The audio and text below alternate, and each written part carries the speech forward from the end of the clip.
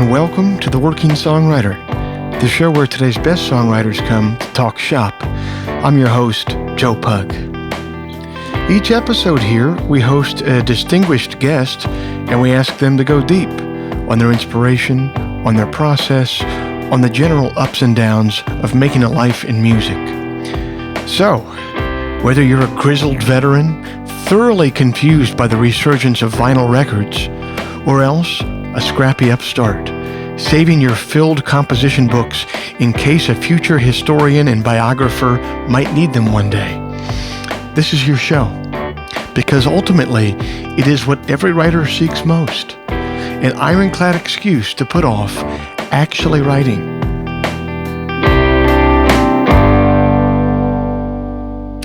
Hey everybody, it's the last Friday of June 2018. I'm glad that you're here.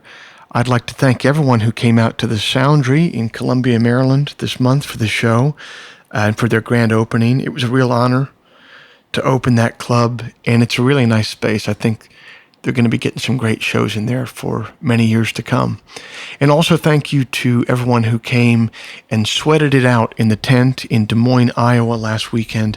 I hadn't been to Des Moines in years. I opened a show for Josh Ritter there close to a decade ago, and that was it. So I didn't know what to expect, but you guys showed up, and I thank you for that. It was a great time. I hope to be back.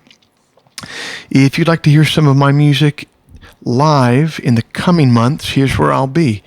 July 2nd in Bozeman, Montana, supporting Mandolin Orange. The 3rd in Jackson, Wyoming, also supporting them. On the 4th of July, I'll be playing a show of my own in Butte, Montana at the Covalite Theater. So come on out and we'll eat some hot dogs and drink some Miller Lite. July 5th in Big Sky, Montana. That's my final date supporting Mandolin Orange. Then I'll be doing a swing through the Southeast. July 18th at the Southern in Charlottesville. The 19th in Carborough. July 20th in Asheville, North Carolina. The 21st in Atlanta. July 22nd at the Neighborhood Theater in Charlotte, North Carolina. Finally, out west, August 22nd, I'll be in Novato, California. That's in the Bay Area, doing a show for Casey Turner. September 5th in Seattle at the Tractor Tavern. September 6th in Portland, Oregon at a new-ish venue called the Old Church. And also I'll be playing Sisters Folk Festival out there in Oregon. They got smoked out last year because of those wildfires, so I'm glad to see that they're back on their feet, and I can't wait to get back there again. If you're a listener to this podcast, but you've never heard any of my songs before, we should rectify that. That's my main gig, after all, and a good place to rectify that is over at Spotify. Just search the words Intro to Joe Pug, and a playlist will come up with about 10 of my songs distilled from all the different albums and EPs I've put out over the years that will give you a pretty good idea of what I'm all about, one way or the other. Finally, if you enjoy this podcast, if you'd like to help it remain a viable endeavor for me, here's a couple things that you could do to help. First of all, you could become a supporter of the show over at Patreon. What is Patreon? It is a platform that allows you to directly support creative endeavors that you find meaningful. So you just head over to their site, Patreon. You search for The Working Songwriter, or you search for my name, and then you sign up to kick in a few bucks each month for this show. Think of it as a voluntary subscription, a subscription that you don't have to pay. But you do pay because you dig the show, and you won't miss the price of a cup of coffee every month. Over there, you can also score a sweet Working Songwriter t-shirt. It's a cool design by Pearl Rachinsky, a wonderful visual artist whose work you can find over on Instagram at Pearl Jr. Also, exclusively for Patreon supporters, did I create an entirely new podcast? Is this breaking news that I'm just casually slipping into the program today? Did I bury the lead? Did I call my buddy Tim Showalter from Strand of Oaks and harass him into creating an entirely new hour-long show? Is the point of the show just to casually discuss life? Does the show have an entirely new theme song? Is the name of the show The Oaks Chamber? These are all questions that you can only answer over there at Patreon, because it's entirely possible that I posted this new podcast concept over there for subscribers only. So head on over there and check it out. If you dig the show, but you don't have the bankroll to support it over at Patreon, there's a couple free things that you could do that would also help out big time. You could rate the show in iTunes, or you could spread the word by telling a friend about the show. The simple math on either of those two things is that they will help me much more than they will be a pain in the ass for you. Okay, that's all the housekeeping and the harassment that I have for you this month. This was the final episode that I taped on the Cayamo cruise last February. It wasn't the last conversation I had, because I did have a transcendent hour-long conversation with Sir Richard Thompson that was lost to the gods of chaos when a microphone completely cut out 5 minutes in, unbeknownst to me. But this conversation with Ann Womack, I actually taped. So that's a bonus, right? It was really great getting to hear her story. And as you'll hear, I mean, she had a major, major hit with I Hope You Dance many years ago. And it sounds like her relationship to that song is as healthy as you could hope to have. I mean, she even goes so far as to call that event when the song broke an albatross. And it's no simple thing to navigate a thing like that. And it sounds like she's done it with aplomb. And I hope you guys enjoy our talk. My guest this morning fell in love with music as a child in East Texas, helping her father pick out records to play in his role as a disc jockey. Ann Womack attended school briefly in Levelland, Texas, long enough to be a member of the school band, Country Caravan, before settling in Nashville to attend Belmont University and study the business of music. She began playing some songs of her own at showcases around town and was discovered and signed by Tree Publishings. That led her to writing songs with Nashville luminaries such as Bill Anderson and Ricky Skaggs. In 1996, her self-titled debut climbed the Billboard Country charts, won her recognition from the Academy of Country Music Awards and the American Music Awards. That early success was multiplied in 2000 when she released the song that would become one of her calling cards, I Hope You Dance. It became a juggernaut that spanned the country, pop, and adult contemporary charts. In 2014, she signed with Sugar Hill Records and released an album in a style closer to her East Texas origins of classic country and roots music. She's continued in that vein with her latest effort, The Lonely, The Lonesome, and The Gone, via ATO Records. The New York Times has described it as an album embodying the most delicate and desperate extremes of melancholy. She's been nominated for so many awards that we'd need an entirely separate program to list them all. And she's coming on our plucky little program today, and for that, we are very, very grateful. Please give a warm welcome to Ann Womack.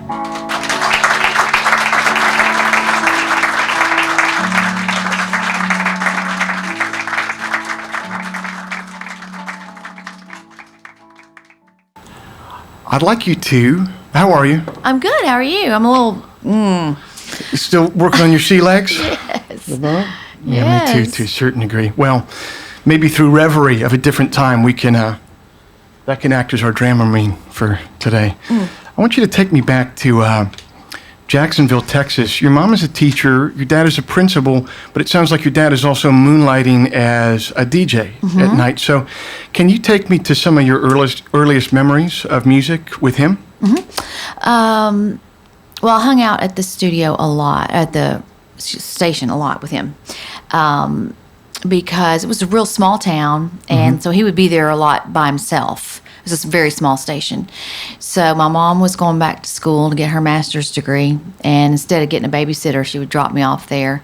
So I spent a lot of time there at the station. I don't know if she feels so smart now about leaving me there all the time. But Was he doing a set program for an hour a day, or would he just be in there playing songs for a whole morning? What was he up to? Well, this was the station at a time when they could play, on-air personalities could kind of play what they wanted, within what was in the catalog there. So, he just played a lot of music and did the weather and all the stuff that you do in a small town radio station. He did a lot of remotes, so I went to a lot of parades and openings and things like that, and it was a big part of our life just because, it was what he did. He eventually went back and got his teaching certificate and then administrators and all that, became a principal and everything. But for a long time, that was all he did. Did he play? Play music? No. Mm-hmm. Okay. Mm-hmm. He was just a fan. Yep. Mm-hmm. Well, what music were you turned on to then that would later manifest itself in your later work? Well, he had a lot of Bob Wills stuff, records and stuff, and a lot of Ray Price. So very Texas swing and shuffle kind of stuff in his own personal catalog. And then he was playing, stuff that was popular in country at the time, like Glenn Campbell, and even funny stuff like Ray Stevens, and of course, being in Texas, Willie Nelson, and just a lot of real Texas-oriented music. Was that the music that your friends and contemporaries were listening to at the time? Well, this I'm speaking now of when I was a really little child. So I really don't know what it was. For me, it was either church music or my dad's record collection. So that was all I had. Sure. So I don't know what what other little kids were listening to. I don't know. Sure. So that was an earlier time in your life before teenager stuff. So you moved to Nashville. You're at Belmont. You take some time off to start a family before embarking on a career of your own.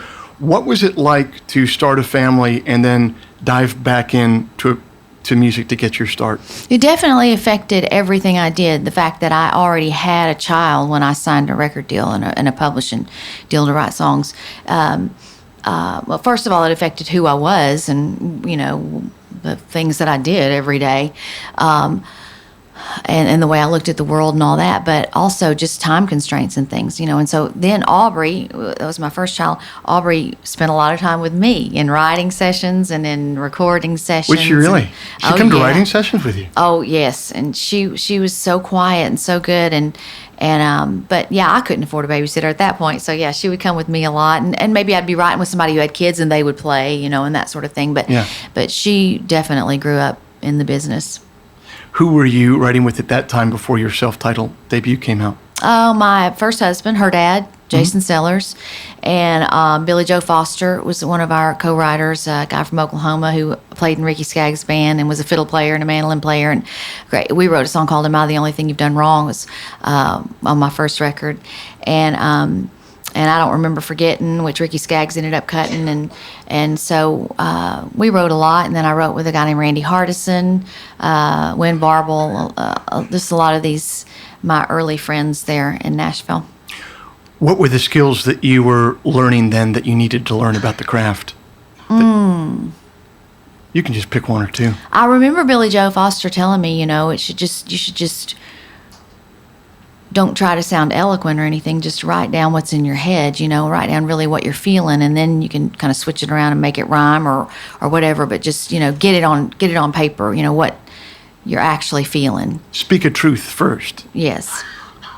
And then turn it into, not exactly poetry, but yeah. Well, I think lyrics and poetry are different things just because lyrics are coming at you in real time, whereas poetry, you control how fast you read it, but yeah. That's interesting. When did you, so it was Tree Publishings that signed you at the time? Yeah. First? And they signed me, they came out and heard me at a showcase, and they heard me sing "Am I the Only Thing You've Done Wrong?" and a few other songs that I had written at that point.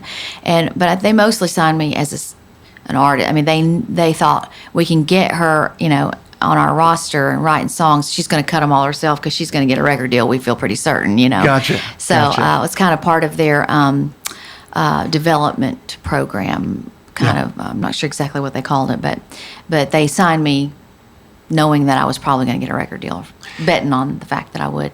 You've said in interviews before that one of the main impetuses for you writing songs is the songs that were being provided to you just weren't saying what you wanted to say. So, first of all, what were those songs saying that you didn't want to say at the time?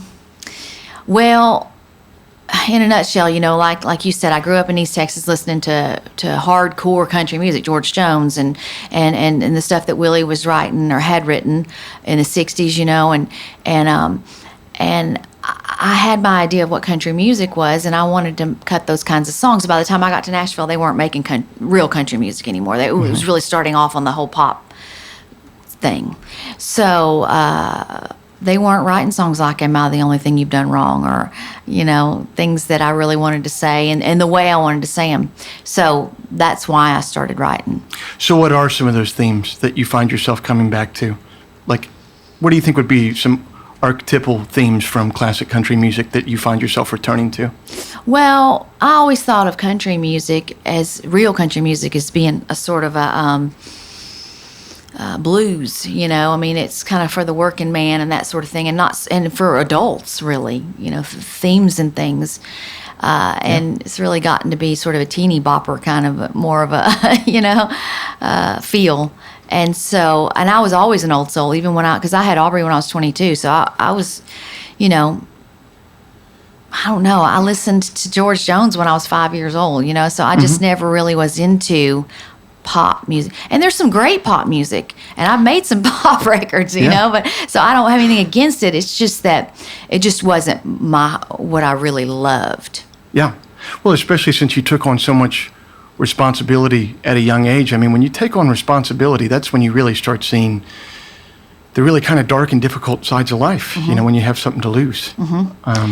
Yeah. And, it's funny. I had great parents, and I had a great childhood, and my parents worked hard, and we didn't have a whole lot of extras, but I never wondered where my next meal was coming from or anything, Yeah. But I just always had this melancholy sort of part of me that really related to,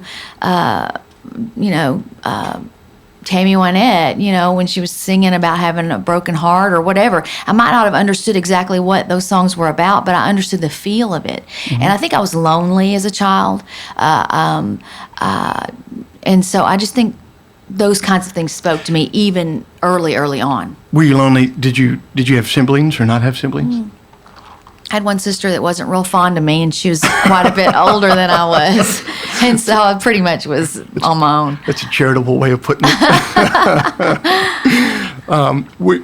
So once you're up there in Nashville and getting started, and speaking of your parents there, what were they thinking of you heading into the music business? Were they supportive of you? Were they excited for you? Yeah, it always worried them that I wasn't going to college, because they were both college people, and educators. They were educators. And so, and it still bothers them, I think, that I never finished, because I came really close. But I ended up getting the publishing, getting paid to write songs. And I thought, well, I don't need to finish this degree now. Yeah. Yeah. But I think it still bothers them. I think they still are like, oh my gosh, I hope Leanne gets her degree. So she'll have something to fall back on. I think that still goes through their heads.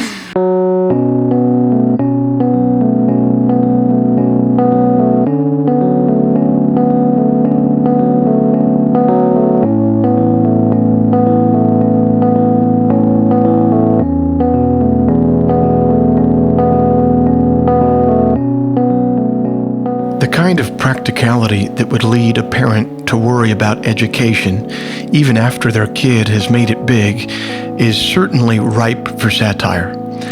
But maybe it's not misguided. A lot of us were brought up under the battle cry of follow your dreams.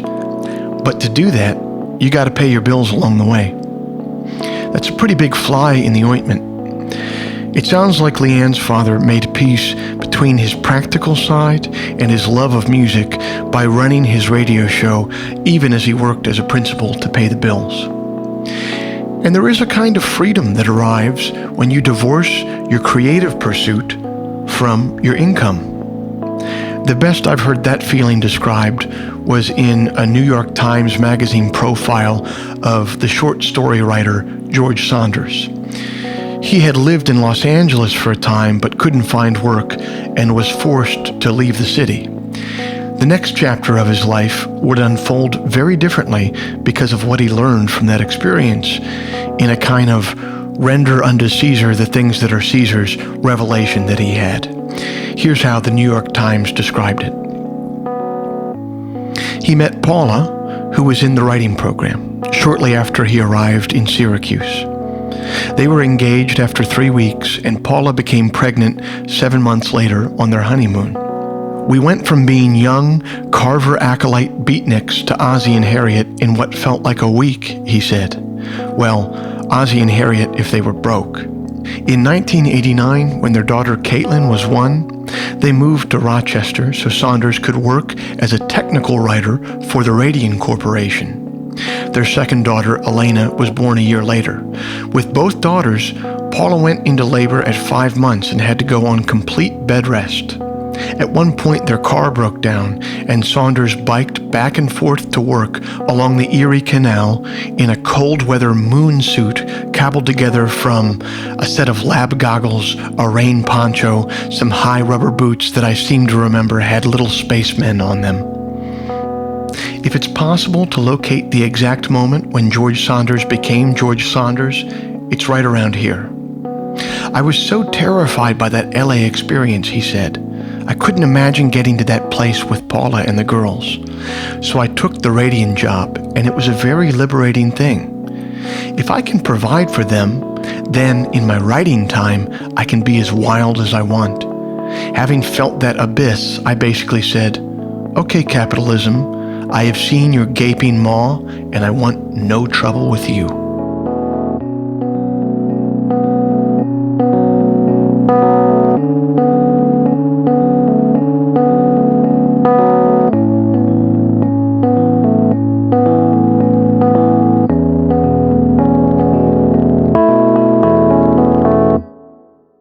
Do you remember a specific moment when your debut comes out, and obviously it was very successful? Do you remember a moment, an acute, specific moment where you were like, wow, this is happening, it's working, and my dreams are coming true here? Yeah. I remember the house that I was living in, and I remember the night that Don Cook, who's a great writer and producer in Nashville. He was working with Brooks and Dunn at the time, and I remember him calling me, and he was at Stony Tree at the publishing company that I told you had signed me, in the hopes of getting me a record deal. And I remember him calling me and saying, "Okay, I got Tony Brown and Mark Wright both, really excited about signing you, and so we've got some decisions to make, and we've got some things to think about." And I remember standing there in that little kitchen thinking, "This is it. Here we go." And I was, like I said, I was a mom already, and I was in my late 20s, so I wasn't a kid anymore, and there were times when I thought, oh, my chances passed me by. I'm not going to get a record deal anymore, so it was a big moment for me. Man, that's got to be a good feeling. It was, yes. So a couple years after that release, your career is going, things are going well, and then you release "I Hope You Dance," and you've been quoted saying to your husband at some point after that came out, "I think they expect me to be Billy Graham now," which I think is hilarious. Mm-hmm. So can you speak, that to me is you saying something like you felt a certain pressure. Uh-huh. And what was that pressure, and what did that feel like? Okay, so the song "I Hope You Dance," when I heard it, I thought, oh, that's a cool song, and it made me think about Aubrey and Anna and all the, how I felt as a mother and all the things I wanted for them in their life and that sort of thing. But I didn't think, oh my gosh, this is going to be a smash hit, that's going to cross over on different genres and be recorded in different languages and all. I didn't think about all that. Right. So to me, it was simple. It was a simple thing, but it became this very complicated thing. And what I meant about the Billy Graham thing was that I felt like people were coming to me with their problems and wanting answers. And I was the girl who was, wanted to be the female George Jones. I wanted to sing drinking songs and, so I was like, oh my goodness, I kept feeling like they were wanting me to say, well, let's bow our heads in prayer and let's, and I just, and I understand all that because I grew up that way. And so maybe that's why I felt the way I did. But I wasn't I wasn't a healing person. If anything, I'm on the other side. I need that from other people. Right, so right. It was just a weird time for me. Mm-hmm. with the whole thing of I Hope You Dance. Now, as I'm older and I look back and I've had a lot of other successes as well, I'm very, very grateful to have that song because I get to be a part of people's lives in a way that most artists never do and never will get to. So when people think about their high school graduation, or when they think about when they gave birth to their child, or when they think about how they thought they weren't going to be able to get through a divorce, and then all of a sudden this song lifted them up. I mean, I get to be a part of people's lives in that way. When they think about those monumental moments, they associate, me or the song with it, and my voice with it. And I mean, it's what a gift. What a gift. Yeah. What a gift. And you're honoring that gift. I heard some people have complicated relationships with the songs that brought them to extreme international prominence, but the best I've ever heard it said is someone asked Tony Bennett what he thought about singing I Left My Heart in San Francisco Every Night, and he said, that song gave me the keys to the world. How could I not love it? Right, right. I've definitely come full circle with I Hope You Dance. Fast forward to today.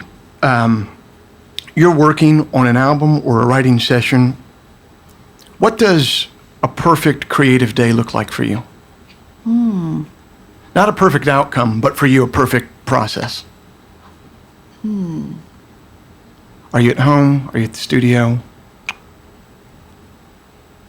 Well, you mean for writing? For writing specifically, yeah. A great day for me is when I get a great hook or a great idea for a song, and I'm really excited about it. Does that come while you're sitting down to intentionally do that, or does that come while you're working in the garden, or Usually going it just comes from life. Yeah. Like my assistant came in one day and she had a picture of me, and I was in a bathing suit, and I was a lot younger and a lot thinner, and I said, she goes, what? She was laughing, going, when was this taken? And I said, oh, I don't know. I can guarantee you that was 20 years and 2 husbands ago. And that, and I was like, yeah. And especially if it's a real country hook like that, I Totally. just love that. Gold. I can go take 2 weeks at the beach now. I love that, and that's exciting to me, to have something like that to work on. That nugget of a song. Exactly. Yes. Mm-hmm. What do you think? But I also enjoy finding songs like that as well. Okay. Well, how do you do that?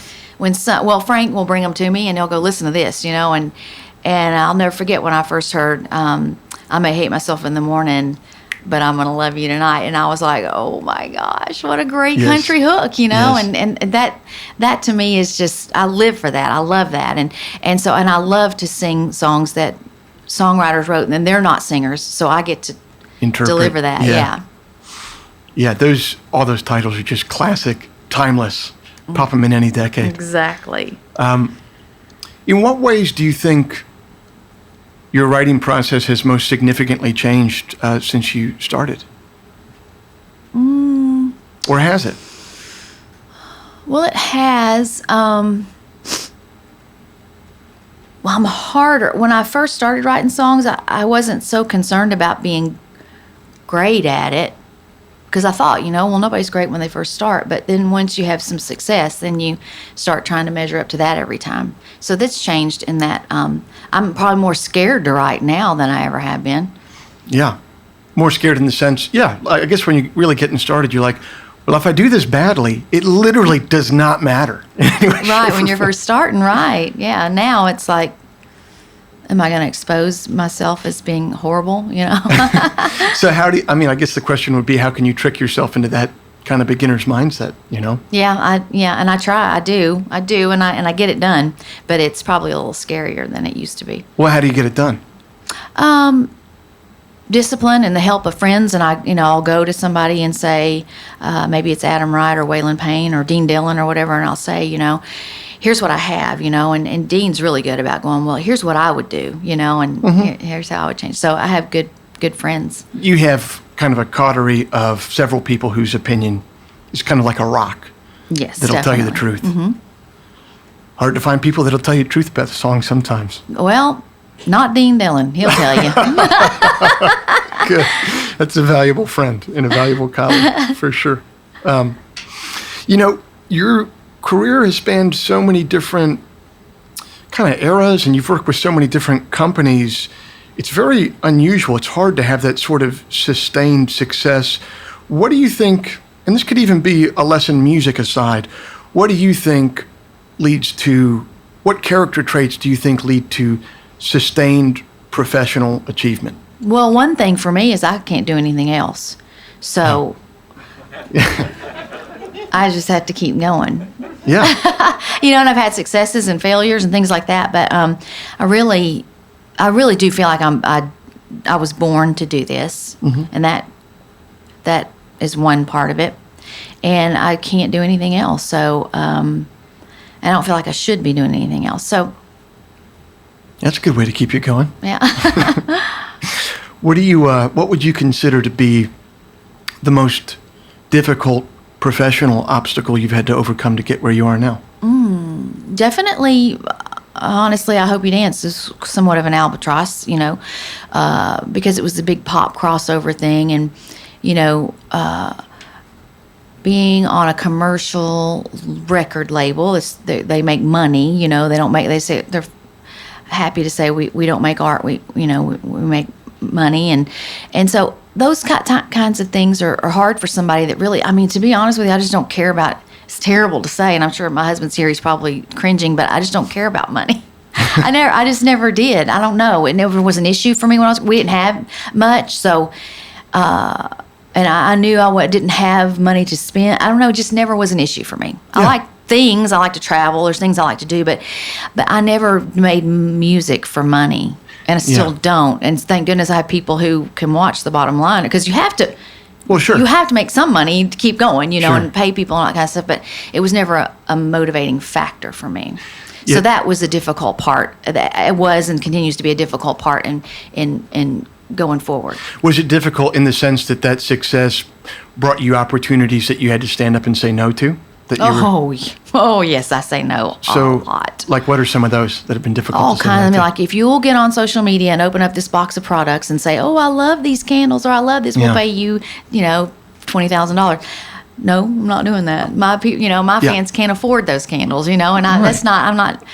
So that's just one small thing. I get offers for dates for things that I would never do, tours for things I would never do, and I say no all the time, much to the chagrin of the business people that do work with me. But There's a very funny account of Alec Baldwin talking to Jerry Seinfeld, and he said, if I was as successful as you were, I'd just sit in a chair with a phone next to me, and I'd pick it up every 10 minutes and go, no.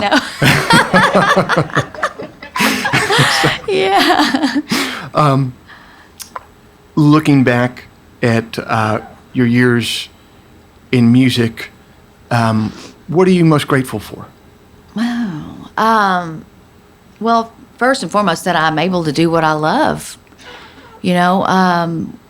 I was a little girl and thinking, I want to make records, I want to sing for a living, but I realized that most people don't ever get to actually do it. A lot of people have that dream, but they don't get to. So just getting to do it is the most rewarding thing. Yeah, or a lot of people get to do it, but one hit does not make another. You know what I mean? It's hard to sustain that every time. Yeah, yeah. Like I said earlier, I don't really know how to do anything else. But one of the things I think that can keep me going is that I don't have to have it all.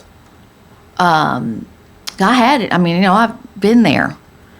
And that didn't make me happy. I can be really happy when I figure out a new chord on the guitar and I'm sitting by myself in my bedroom at home, I can just sit and play and sing, and that I get a great deal of satisfaction out of that. I don't have to be in front of 10,000 people. Yeah. It comes from inside and not so much from somebody giving it to me. It's like in there. So that's another thing that just keeps me going. Do you think you had to reach that height and still feel a level of normal human dissatisfaction that's just baseline with the human condition? Do you think you had to reach that height and feel that to arrive at the place that you're at now? No. Or have you always been there? Well, I think I've always been there, but that definitely helped me to realize for sure that, and what really helps me to be able to do is tell my daughters, the things that you think are going to make you happy might not be the things, and I'm able to tell them because I've been through it. Yeah. So that's probably the best part of it. And finally, what's it been like? Your daughter is entering the music business now. What has it been like watching her go through that, and how much are you involved in advising her or giving her room to grow on her own? I'm perfectly fine. Like, I know a lot of people who do what I do say, don't tell their kids don't get in the business or don't be an artist or whatever. I would never do that, because to have that inside of you and not pursue it, because the pursuit is the good part. That's the fun part. It's not the reaching, the pinnacle. That's not. It's the dream and the goal and the getting there and the work and that's the fun part. So I would never tell them not to do it. I don't give her advice because she actually grew up in the business. Like I said, in recording studios, at writing sessions, on a tour bus. She knows way more about the business than I ever did. It's her native environment. Well, exactly. Yeah. And so I just, and plus she has a great manager and producer and all these people that I want her to have the best. Like, if I was her manager or her advisor, she would not have the best. She would have, a jaded artist who's been through her own experience, So I want her to have the best. So, and if I'm doing that, then who's being mom? Right. Who's taking care of the cats when she goes on tour? Who's writing your songs? Yeah. I'm still taking care of my own career. Yeah. Well, I'm so grateful that you stopped by the show today. Thank you so much. Thanks for having me. With you. Ann Womack, ladies and gentlemen. Thank you. Yeah. Nice to meet you.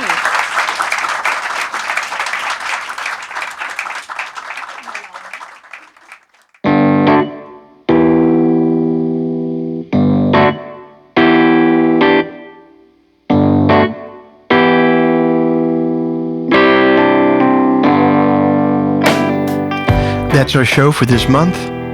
Thanks for listening. Ann Womack's latest album is The Lonely, The Lonesome, and The Gone, available everywhere digital music is sold or streamed. Today's episode was engineered and mixed by Matt Schusler, on-site wrangling and laptop rescuing by the vigilant Don Bartlett. Thanks to Sixth Man for welcoming the podcast on the cruise. If before we meet again, you sit down to write, please remember, an expensive drug habit is not a song, a compelling Instagram account is not a song, and most importantly, reverb is not a song. So let all that take care of itself, and for you, just keep your eye on the song.